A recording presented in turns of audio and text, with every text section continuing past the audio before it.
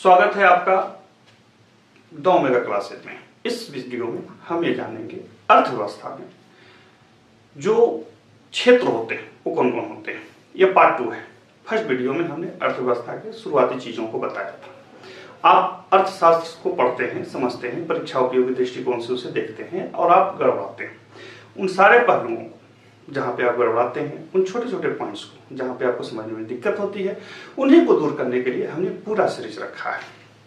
Heading देखिए, economy general introduction, अर्थव्यवस्था सामान्य परिचय, कोई विशेष परिचय नहीं, सामान्य परिचय, पार्ट 2। पार्ट 2 मतलब पार्ट 1 हमने लाया है, पार्ट 2 यहाँ पे हमने रखा है। इस वीडियो यानी कि जिसको आप देख रहे हैं, इसमें हम जानेंगे कि मैक्रो और माइक्रो इकोनॉमिक्स में क्या अंतर होता है, साथ ही अर्थव्यवस्था कितने प्रकार की होती है।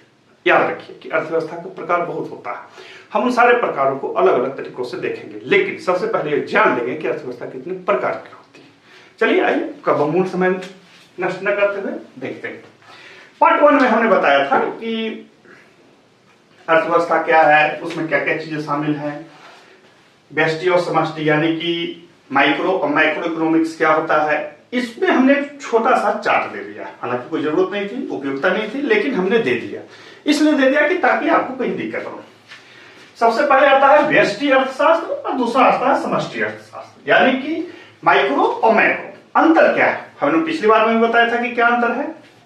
तो व्यष्टि में इसमें छोटे आर्थिक मुद्दे होते हैं, जैसे एक आदमी, उपभोक्ता, फर्म इत्यादि।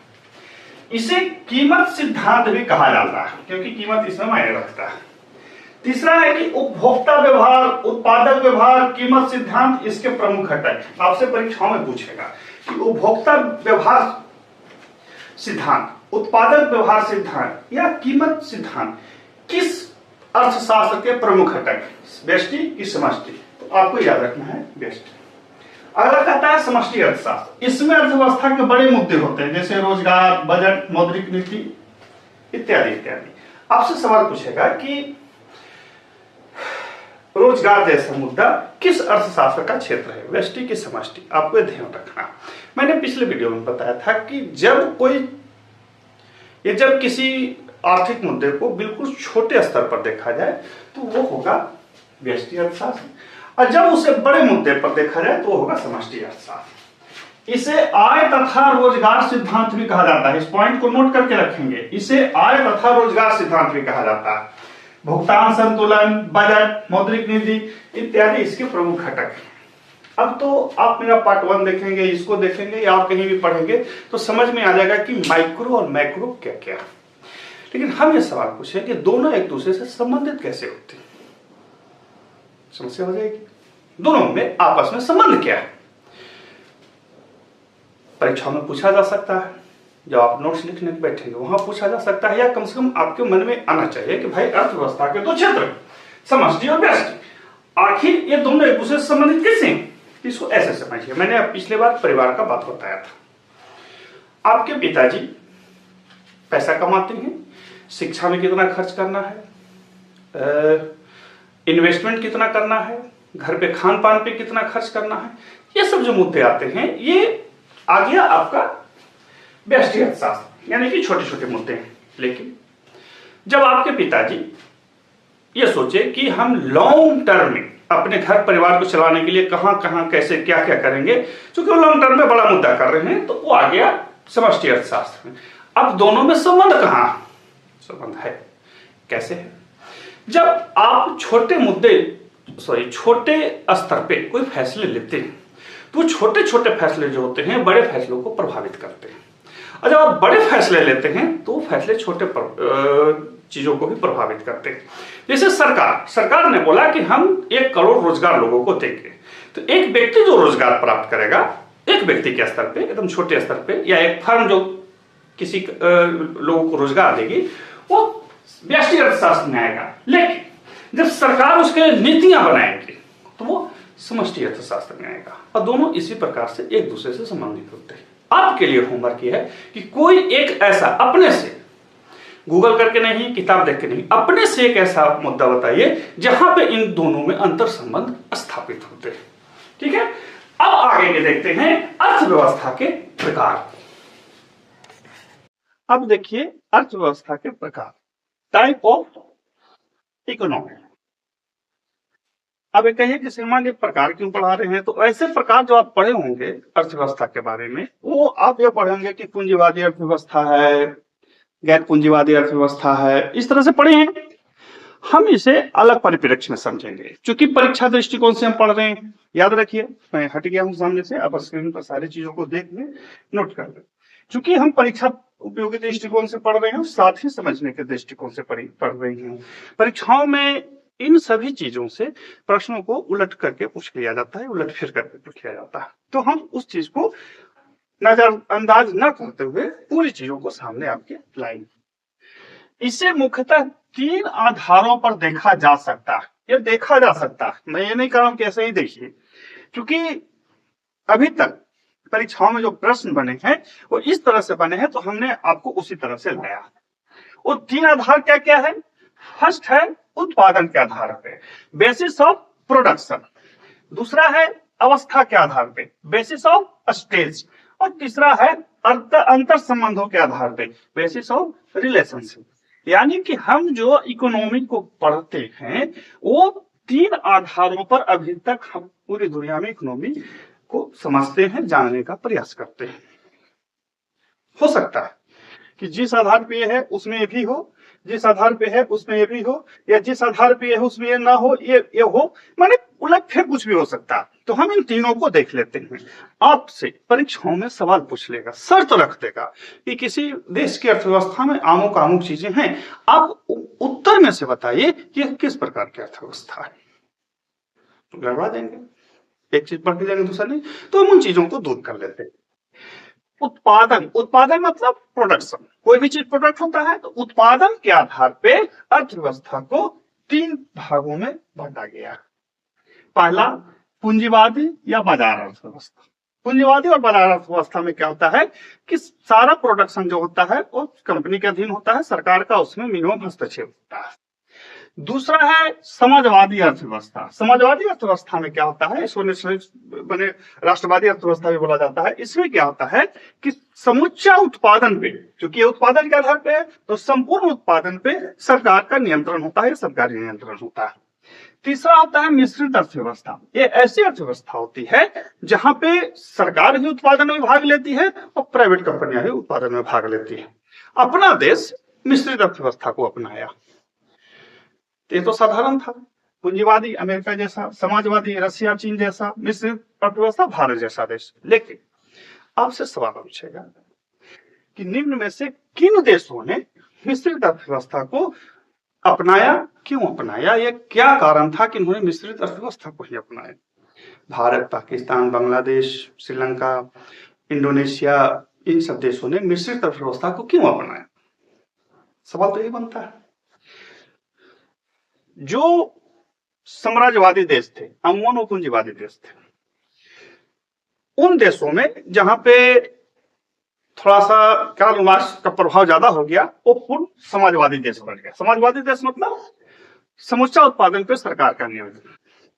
जो देश 1950 के आसपास आजाद हुए, जो भी देश 1950 के आसपास आजाद हुए, उन्होंने लगभग मिश्रित अर्थव्यवस्था को अपनाया और वही देश आज लगभग टिके हुए। अब क्यों अपनाया? हर देश का अपना अपना कारण था, लेकिन अपने देश के बारे में यह कारण था कि यदि अपने देश में पूंजीवादी व्यवस्था लाई जाती तो हमारे देश की जो सामाजिक स्ट्रक्चर था, सामाजिक जो संरचना था, वो बहुत अलग था। पूंजी 10% लोगों के हाथ में थी, 90% लोग भूखे नंगे थे। सरकार का था कि हम सबको आगे बढ़ाएंगे, इसलिए अपने देश में मिश्रित अर्थव्यवस्था लाई गई। 90 के बाद उदारीकरण के द्वारा इसे थोड़ा सा छीन किया गया। याद रखिए, छीन किया गया, खत्म नहीं किया गया। छीन करना और खत्म करना में अंतर होता है, इकोनॉमिक्स को समझना होता है। यदि आप समझते हैं तो बहुत अच्छी बात है, नहीं समझते हैं तो फिर आपसे गड़बड़ बात है। अब है अवस्था के आधार पे। अवस्था के आधार पे होता है विकसित अर्थव्यवस्था और विकासशील या अल्प विकसित अवस्था। विकसित अर्थव्यवस्था, विकासशील। विकसित अर्थव्यवस्था में क्या होता है, विकासशील में क्या होता है? देखिए, जो देश 50-60% से ज्यादा पैसा उद्योग धंधों से पैसा कमा रहा है, वो विकसित होगा। जिस देश की आधी से ज्यादा आबादी कृषि पर आधारित है या प्राथमिक सेक्टर में लगा हुआ है, वो अल्प विकसित या विकासशील अवस्था होता है। ये सिंपल है, ज्यादा कुछ दिमाग नहीं लगाना। आप खुद को पूछेगा कि फला देश, चिल्ला देश, इतना देश है, क्या है, आप इतना मान के चलिए कि जो भी देश विनिर्मित वस्तुओं को ज्यादा बेचता है, निर्माण करता है, बिकता है, वो विकसित है। जैसे जापान दुनिया भर के चारों चीजों को लाता है, बेचता है, विकसित देश में। भारत ऐसा भी नहीं है, हमारे यहाँ अधिकतर लोग कृषि पर ही आधारित है, तो हम विकासशील अर्थव्यवस्था में। बीच में ये आता है अल्प विकसित अर्थव्यवस्था, युगांडा, केनिया जैसे देश अल्प विकसित में आते हैं। ये अभी द्वंद्व में ही है, क्या करें क्या नहीं करें, तो ये अल्प विकसित है। अब यहाँ से विकसित और विकासशील में सवाल पूछेगा, लेकिन आपने सुना होगा प्रथम दुनिया के देश, दूसरी दुनिया के देश, तीसरी दुनिया के देश, चौथे दुनिया के देश, सुना है ना। तो जो पूंजीवादी या बाजारवादी अर्थव्यवस्था है, उसके देश प्रथम दुनिया के देश कहलाते हैं। इनके यहाँ लंबी लंबी सड़कें होंगी, चौड़ी चौड़ी सड़कें होंगी, बड़े बड़े बिल्डिंग होंगे, उत्पादन पर इनका नियंत्रण है, क्या बोलते हैं, उद्योग धंधे इनके यहाँ पूरी तरह विकसित है। ये प्रथम दुनिया के देश है। इनके यहाँ जीवन गुणवत्ता बेहतर होगी, पढ़ाई लिखाई बेहतर होगा, AQI बेहतर होगा, ये विकसित देश है। दूसरी दुनिया के देश में रसिया, चीन जैसे देश आते हैं, जो उस स्तर को तो प्राप्त हैं जो प्रथम दुनिया के हैं, लेकिन अभी उतना पूर्णता पर नहीं पहुंच पाए। दूसरी दुनिया के देश। तीसरी दुनिया के वो देश कहलाते हैं जो 1950 के आसपास आजाद हुए थे और विकसित अर्थव्यवस्था में है। ये चाह रहे हैं कि हम विकास कर ले, लेकिन अभी हो नहीं पाए, लेकिन चाह रहे हैं, प्रयास बहुत अच्छा है इनका। ये तीसरी दुनिया के देश। चौथी दुनिया के देश वो देश हैं जो एक तरह से अभी तक कुछ नहीं कर पाए हैं, बस किसी तरह से उनका क्या बोलते हैं व्यवस्था चल रहा है, वो चौथी दुनिया के देश। आपसे सवाल पूछेगा कि निम्न में से कौन सा देश तीसरी दुनिया के देश में आ सकता है, तो हमने पहले भी बता दिया कि जिन्होंने मिश्रित अर्थव्यवस्था बनाया 1950 के आसपास में आजाद हुए, ये तीसरी दुनिया के देश होते हैं। ये लगभग विकासशील श्रेणी में आते हैं। किस श्रेणी में आते हैं? विकासशील। युगांडा, केनिया, नामीबिया सब जो देश होते हैं अल्प विकसित देश, तो ये अल्प विकसित है, तो चौथी दुनिया के देश आ जाएंगे। हालांकि अब इनसे प्रश्नों को कम पूछा जाता है, लेकिन पूछ देगा तो गड़बड़ाएंगे। अगला है अंतर संबंधों के आधार पर। अंतर संबंध मतलब रिलेशनशिप। रिलेशनशिप के आधार पर दो है, खुली अर्थव्यवस्था, बंद अर्थव्यवस्था। खुली अर्थव्यवस्था का मतलब वहां सारा चीज ओपन है, कोई भी देश आएगा, व्यापार करेगा, जाएगा, सरकार को टैक्स देगा, चला जाएगा। बंद या क्लोज इकोनॉमी का मतलब होगा कि सरकार ने कहा कि नहीं, हम किसी भी दुनिया के किसी भी देश को अपने यहाँ कोई चीज नहीं बेचने देंगे, और यदि बेचेंगे तो हम बहुत ज्यादा उसको क्या करते हैं, प्रोटेक्ट करके करेंगे। तो ये बंद अर्थव्यवस्था। बंद अर्थव्यवस्था जो होती है आज के समय में थोड़ा सा उसको एक्सेप्ट कर पाना तो मुश्किल है, दुनिया के सारे देश एक दूसरे से बंधे हुए हैं। लेकिन संबंधों के आधार पे दो प्रकार के, ओपन और क्लोज। अमेरिका जैसे इकोनॉमी है, ये ओपन इकोनॉमी है, ये चाहते भी है कि पूरी दुनिया का ट्रेड खुला हो। तो ये तो संबंध व्यवस्था के आधार पे। लेकिन कभी आप सोचते हैं कि आधुनिक जो इकोनॉमी है उसका मूल आधार यही सब चीजें हैं। द वेल्थ ऑफ नेशन लिखा था स्मिथ ने, वहीं से सब चीजों को माना जाता है। परंतु uncle Sam, America, England, Canada जैसे देश क्यों चाहते हैं कि मार्केट खुला हो? क्यों? वो क्यों चाहते हैं कि समुद्रों पर किसी का नियंत्रण न हो? आखिर वो क्यों चाहते हैं कि वो पूरी दुनिया में सामान को बेचे, प्रोडक्शन को, अपने प्रोडक्ट चीजों को लाए? ऐसा इसलिए चाहते हैं कि वो उस क्षेत्र में बढ़े हुए। जो भी देश, जो भी सिस्टम, जो भी व्यवस्था जिस क्षेत्र में बढ़ा हुआ है, वो चाहता है कि वो पूरी तरह से ओपन। अभी स्पेस वार चल रहा है, जो देश स्पेस पर कब्जा कर लेगा वो स्पेस का नियम बनाएगा। अब चूंकि पश्चिमी और देश और अमेरिका जैसे देश पूरे व्यापार पर छाए हुए हैं, तो सारे कायदे कानून भी उन्हीं के होते हैं। हमने पहले भी वीडियो में बनाया था कि जिन्हें इकोनॉमिक्स समझ में आती है उन्हें इतिहास भी समझ में आएगी, उन्हें भूगोल भी समझ में आएगी, और उन्हें राजनीति विज्ञान भी समझ में आएगी। और यदि आप इकोनॉमिक्स पढ़ते हैं परीक्षा उपयोगी दृष्टिकोण से, PCS की तैयारियों में, आपको इनके साथ संबंध स्थापित करने होंगे। यदि आप नहीं करेंगे तो मुख्य परीक्षाओं में या इंटरव्यू में जब सवाल बनेंगे आपसे, तो कहीं ना कहीं आंशिक रूप से आप लड़खड़ाएंगे। फिर मिलते हैं अगले वीडियो में, तब तक के लिए गुड बाय।